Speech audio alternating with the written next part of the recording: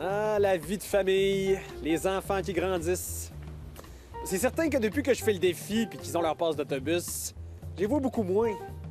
Moins besoin de faire le taxi pour les reconduire aux pratiques de hockey, aux fêtes d'amis, aux travaux d'équipe. La vraie vie de famille sans voiture. 4 familles, 4 réalités. Leur défi, vivre sans voiture pendant 2 mois. Suivez-les chaque semaine dans leur cocktail de transport. Et découvrez si au final, ils délaisseront l'auto solo. Viens-t'en, mon loup, là. Faut pas niaiser. Cette semaine, à Ma vie sans mon auto. Loup, allez, dans la gestion, non, c'est pas vraiment plus compliqué parce qu'on se trouve à partir à peu près à la même heure. Donc, c'est à peu près, c'est juste plus agréable. Bien, ma présence ici aujourd'hui pour la marche pour le climat est vraiment en lien direct avec le défi de ne pas utiliser la voiture.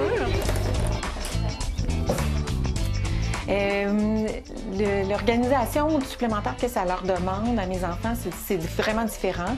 Dans le cas de mon garçon, peut-être planifier un petit peu plus s'il ne prend pas le vélo pour aller travailler, peut-être planifier quelques minutes de plus. Sinon, ici, le secteur est tellement bien desservi avec 3 métrobus.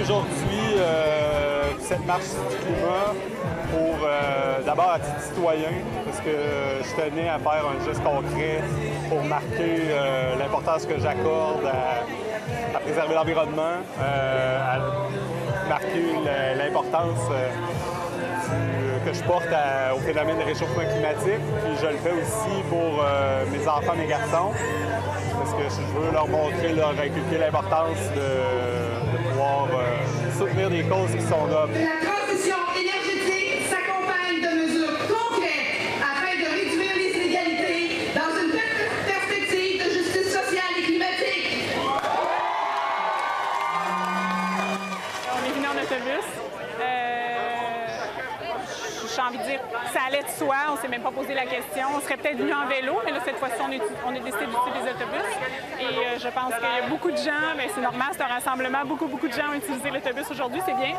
Je voyais des gens qui avaient l'air moins habitués de prendre l'autobus. C'était comme un moyen de les habituer à l'autobus. C'était gratuit en plus aujourd'hui. Chapeau à RTC qui s'est décidé à mettre ça gratuit. Créons l'effet domino et qu'un grand cri s'élève. Planète, réveille! C'est pas la première fois que tu fais une marche, André. Une marche où il y a beaucoup de gens dans la rue. Ce sera pas la dernière non plus. Hein? Puis ces moments-là, ben, pour nous, c'est important parce que moi et maman, on veut être là, mais on pense que pour vous aussi, là, c'est une occasion d'apprendre plein de choses, hein, d'apprendre des choses, mais les apprendre en famille. Ben, le projet Ma vie sans mon auto, moi, je vois un lien de cause directe parce que le choix de vivre sans auto, participer à une marche comme aujourd'hui, c'est tout à fait noble, c'est important de le faire. C'est un engagement. Maintenant, il faut que ça soit lié à des gestes quotidiens. Puis là, la vie sans mon auto, ben, c'est un peu comme la continuité, être conséquent avec ces convictions-là, de les appliquer concrètement au quotidien, d'essayer de vivre sans auto. Je trouve ça tout à fait direct. La disparité sociale, la surconsommation nous vole ce qu'on a de plus précieux en tant qu'humain, notre esprit de communauté. Bien, ma présence ici aujourd'hui pour la marche pour le climat est vraiment en lien direct avec le défi de ne pas utiliser la voiture. De venir ici, c'est aussi de dénoncer puis d'encourager les gens à faire la même chose. D'encourager le gouvernement aussi à mettre des choses en place pour qu'il y ait de plus en plus de gens, justement, qui décident de ne pas utiliser la voiture. Que ça soit plus facile de ne pas utiliser la voiture, finalement, parce que présentement, il y a encore des barrières, des défis, tout ça. Donc, si tu mets de plus en plus de choses en place autant pour l'autobus que les vélos, que les pistes cyclables, des choses comme ça, bien, tranquillement, les gens vont se rendre compte que finalement, c'est peut-être mieux de ne pas avoir de voiture ou du moins l'utiliser beaucoup moins.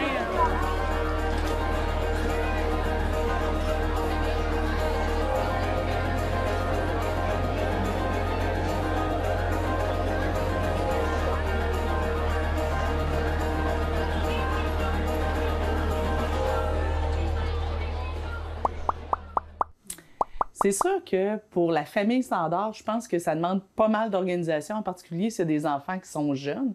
Tu sais, prendre l'autobus, les transports en commun avec des bébés, la poussette, etc., c'est pas tout le temps évident. Ouais, mais c'est sûr que c'est pas évident. Et moi, je me dis, tu sais, quel beau modèle, en fait, pour les enfants. Tu sais, déjà, d'apprendre à un tout jeune âge qu'on peut être actif dans nos déplacements, moi, je vois que c'est vraiment majeur, tu sais.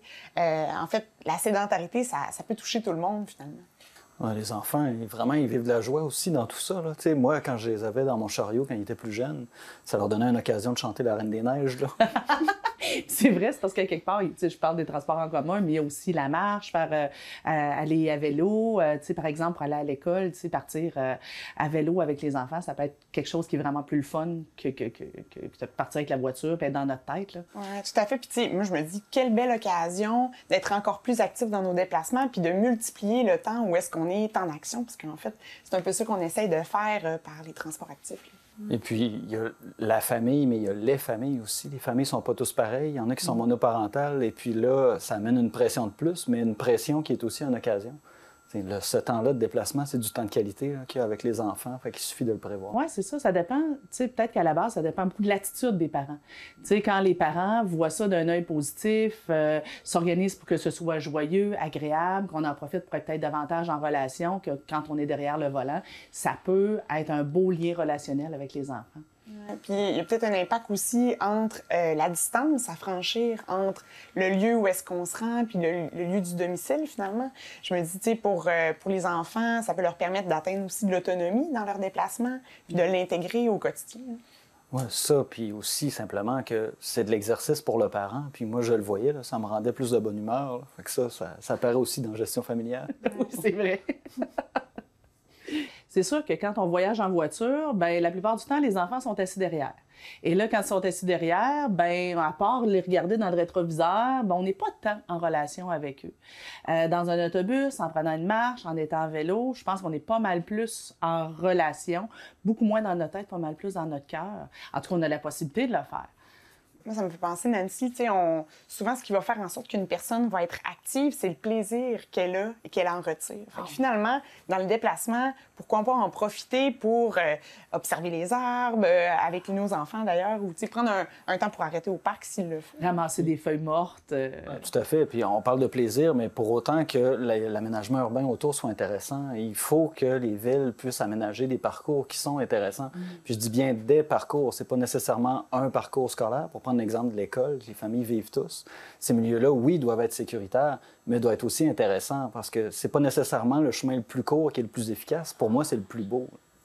Ah, j'aime ça. Des fois, ça peut vraiment valoir la peine de peut-être même faire un détour avec les enfants pour observer autre chose plutôt que de toujours faire la même route, par exemple, à pied, qui va amener des nouvelles découvertes. Puis, des discussions sont complètement différentes. C'est vraiment une bonne idée.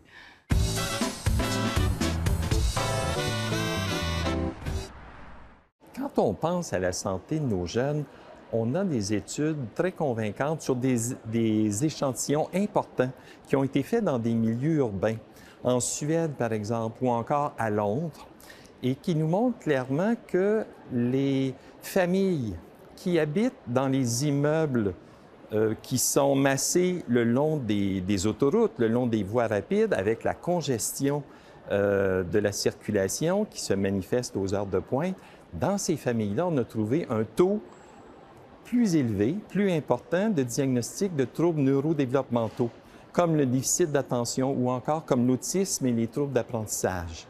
Donc, on a des preuves quand même assez importantes que la pollution atmosphérique qui est liée au trafic automobile en milieu urbain a un impact sur le taux de diagnostic, la fréquence des diagnostics et la prescription de médicaments psychotropes pour ces enfants. Et dans le fond, la preuve, elle est liée à la grosseur de l'échantillon, puis au lien entre les taux qu'on a mesurés, la proximité, les taux de polluants atmosphériques et l'importance, la fréquence des diagnostics, la fréquence de la médication psychotrope chez ces populations. Alors, c'est ce qui nous fait faire un lien entre ces troubles neurodéveloppementaux et la pollution atmosphérique liée à la circulation urbaine.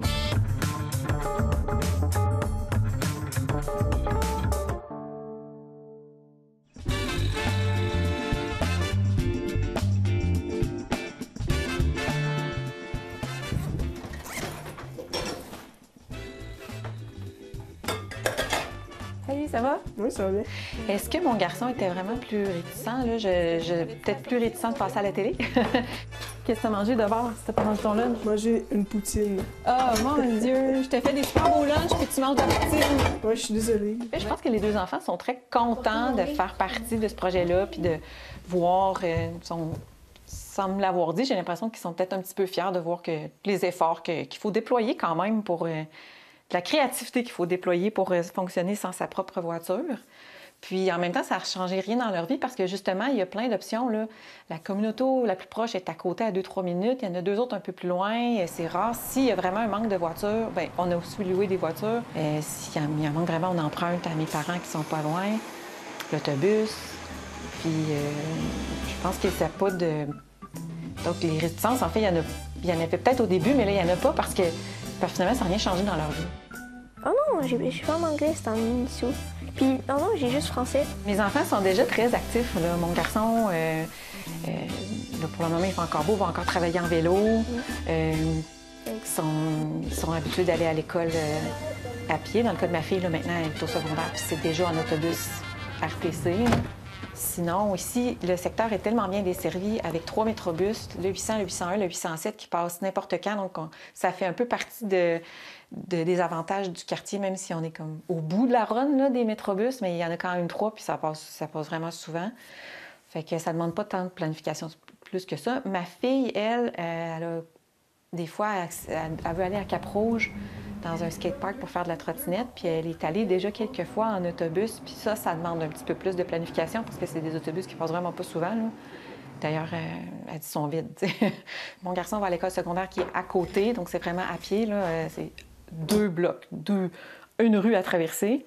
Puis dans le cas de ma fille, c'est un petit peu plus loin, mais c'était déjà prévu que le circuit d'autobus l'amenait de porte à porte. Puis donc, c'était déjà prévu que ça. Fait que c'était comme ça en septembre, avant même que le projet commence. Puis dans son cas, ça passe aux 15 minutes à peu près, le matin et le soir. Puis si elle était vraiment mal prise, là, je pense que ça prend 35 minutes à pied. Là. Fait qu'il n'y a pas de... Mettons que le circuit d'autobus fermait, là, puis qu'il n'y avait pas d'autre option, ça serait pas si pire. Fait que c'est vraiment...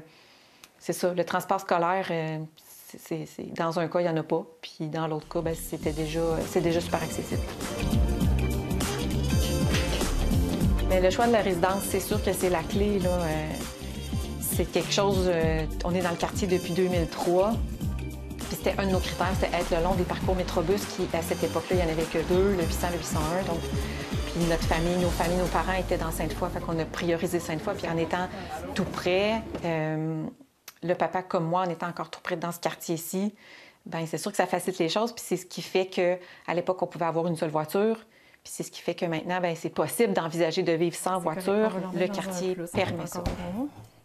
Fait que le décaqué, vous étiez toute la gang? Oui, c'était le multisport. Oui, c'est cool. Je dirais que dans le cas de mon garçon, ce que ça a fait, c'est qu'il est en processus de... Il suit ses cours pour avoir son permis de conduire l'année prochaine, au printemps prochain. Puis là, bien, ça fait une pause. Là. Il s'ennuie de conduire parce que c'est avec moi qu'il conduisait le plus. Ça fait une pause dans ses cours de conduite. Puis ça l'agace un petit peu, mais il sait que c'est temporaire puis que ça va revenir. Tu sais, c'est court quand même, 2 mois. Mais là, je pense que le fait qu'il se sente tellement libre avec le laisser-passer du RTC, on dirait que ce besoin-là est moins présent. Mais là, pour le moment, il en parle un peu moins. Donc, peut-être que ça va repousser. Parce qu'on va garder l'habitude d'avoir le laisser-passer du RTC, c'est sûr. Là, on va voir comment se réparer ça, papa, maman, puis fiston. Mais c'est sûr qu'on va lui... Ça, c'est quelque chose qui va avoir changé après. C'est certain que lui, on le garde là-dessus. Un projet comme Ma vie sans mon auto va amener les parents et les enfants à se mettre en action, à se mobiliser.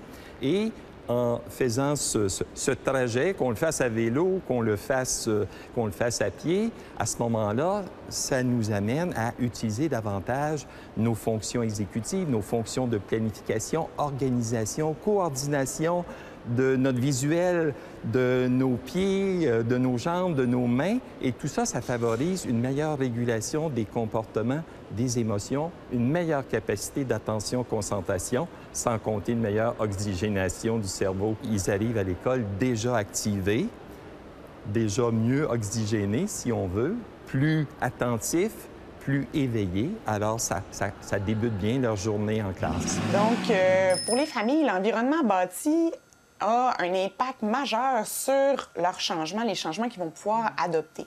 Ce qu'il faut savoir, c'est que, oui, comme individu, on prend une décision, mais on va aussi être dicté par notre environnement. Donc, si c'est facilitant de se déplacer en vélo, à la marche ou encore en transport en commun, bien, on va peut-être prendre cette décision-là, on va aller de l'avant, finalement. Puis il y a tellement de contextes différents. T'sais, nous, on le voit dans nos projets à Vote pour ça. Il y a différentes villes au Québec, différents contextes. Il y a des milieux qui sont champêtres, qui sont sécuritaires, mais il y en a d'autres qui sont beaux, mais qui ne sont pas sécuritaires. Fait que comment la ville peut comprendre vraiment son milieu, ses trajets, ses parcours, puis favoriser, dans le fond, l'environnement des familles, là? Tu sais, pour les parents, à quelque part aussi, il y a toute la notion de surprotection. Tu sais, on n'est pas confortable de laisser nos enfants marcher tout seuls pour aller à l'école. Tu sais, on est souvent alarmés par, bon, tout ce qu'on entend dans les nouvelles. Les transports en commun, en tout cas, moi, comme maman, les premières fois que je laissais ma fille partir en transport en commun, mon cœur arrêtait un peu, tu sais, puis même je surveillais mon téléphone cellulaire. Fait que, tu sais, il y a tout le temps la notion de sécurité, puis de se sentir confortable, de faire confiance à nos enfants. C'est pas toujours simple. Ça se bâtit avec l'expérience. Oui. Puis on revient à l'environnement qu'on parlait tantôt. Oui. Mais je pense aussi des essais-erreurs. Pourquoi on n'accompagne pas finalement nos enfants dans le transport en commun? Si ça nous inquiète aussi. Des fois, il faut se dire, bien, c'est quoi la culture aussi? Il ne faut pas juste aller sur l'environnement physique. Il faut aussi aller plus loin sur quelles sont les habitudes, par exemple, pour une petite municipalité. Quels sont les moyens qu'on peut mettre en place aussi pour aller vers le changement, finalement? Oui, puis peut-être enseigner à nos enfants une espèce de filet de sécurité. Par exemple, tu sais, si j'envoie mon enfant en transport en commun, dire, bien, si t'es mal pris, si tu as perdu ton arrêt d'autobus, si tu sais pas, qu'est-ce que tu peux faire? À qui tu peux demander de l'aide, va voir le chauffeur. Peut-être faire, admettons, le chemin, la route entre l'école et la maison, puis regarder, bon, ben tu sais, en chemin, est-ce qu'il existe encore des petites pancartes parents secours, ou est-ce que tu peux, bon, il y a peut-être un dépanneur, si jamais il y a quelque chose, ou est-ce que tu peux demander de l'aide? Donc, de donner une espèce de filet de sécurité à notre enfant pour qu'il sache se débrouiller si jamais il est tout seul.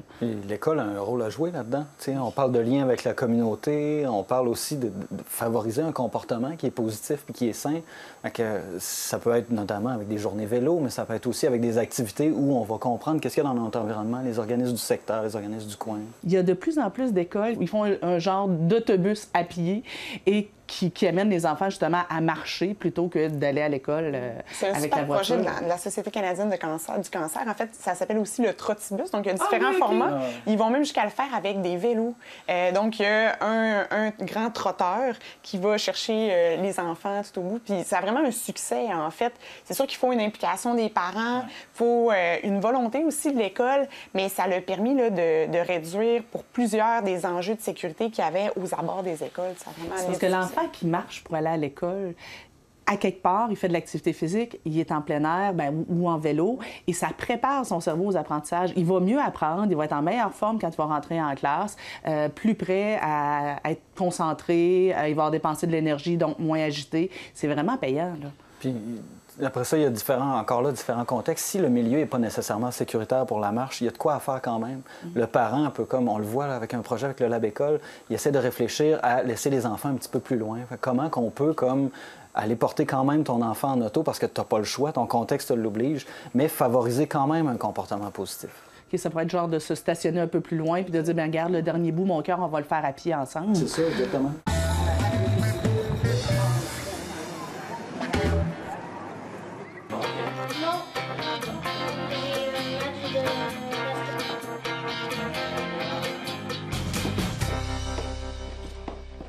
Bien, le planning, c'est vraiment, on se lève à 7 heures, puis après ça, c'est le déjeuner et tout ça, puis on marche, on en a pour à peu près entre 20 et 25 minutes, tout dépendant de l'humeur de Lou.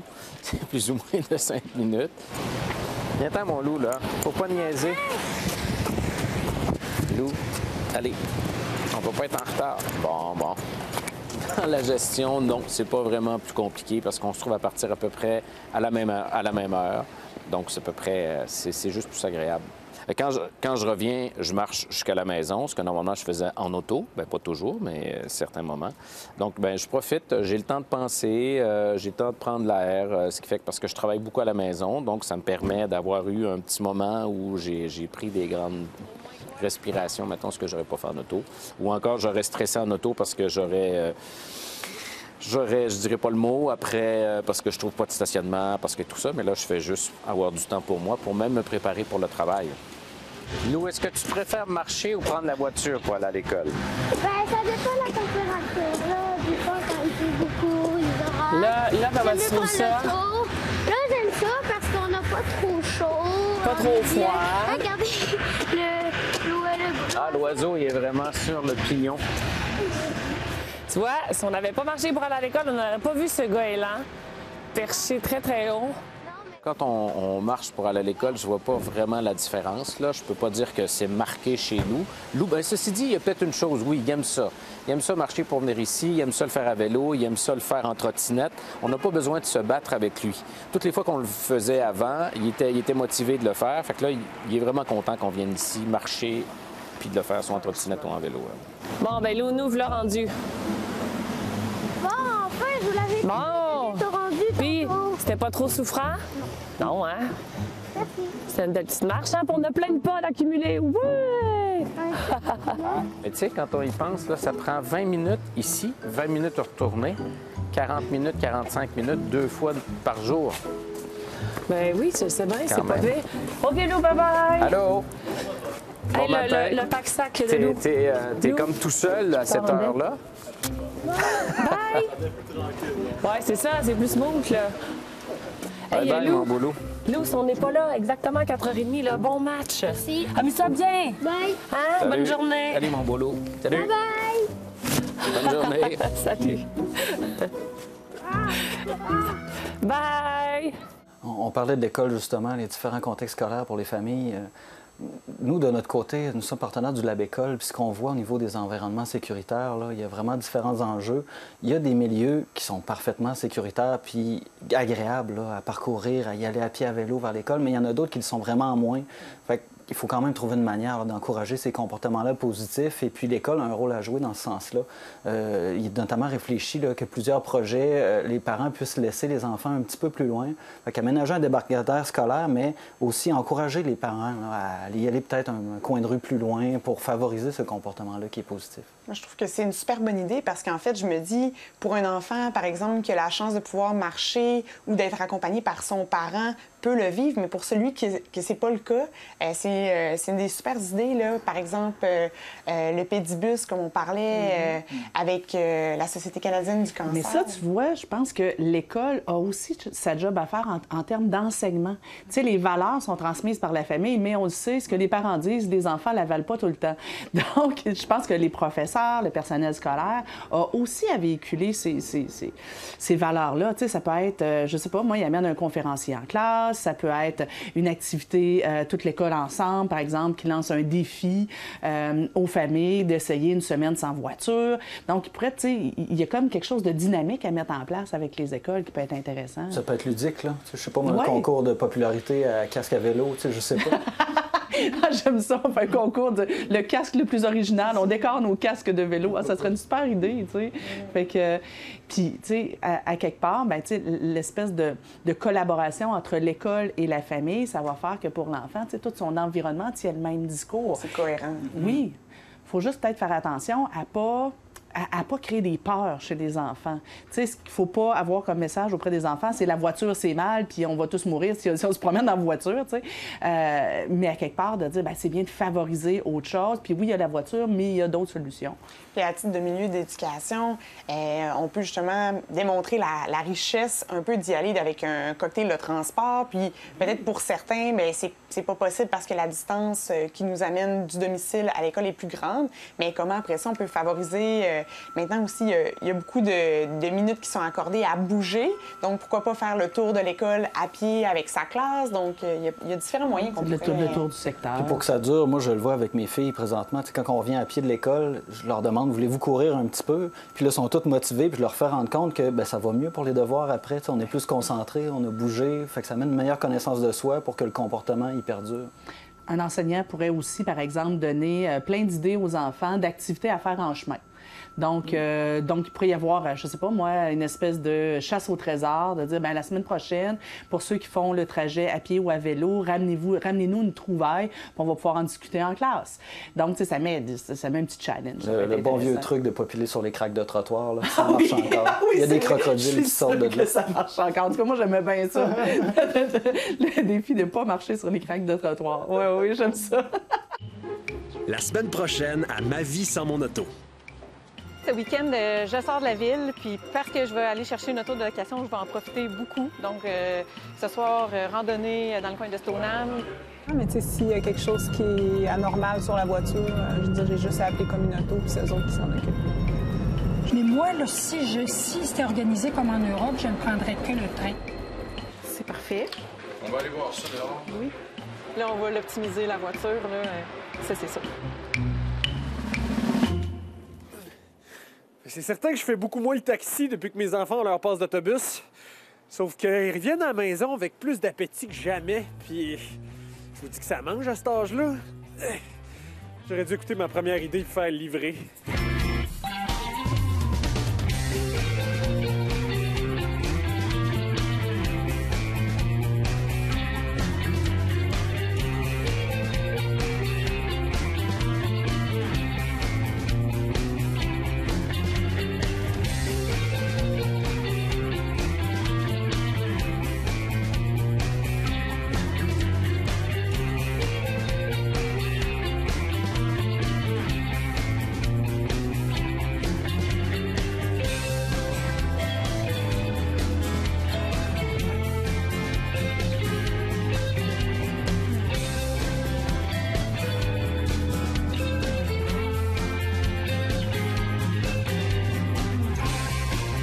Mais tu sais, moi, j'ai juste 12 ans. Fait qu'il me reste encore plein de temps à vivre. Puis si tout le monde continue à utiliser des autos avec de l'essence, ben, à un moment donné, la planète... On arrive bientôt à l'école, hein? Non, pas du tout. On a la mi-chemin de fait. Non.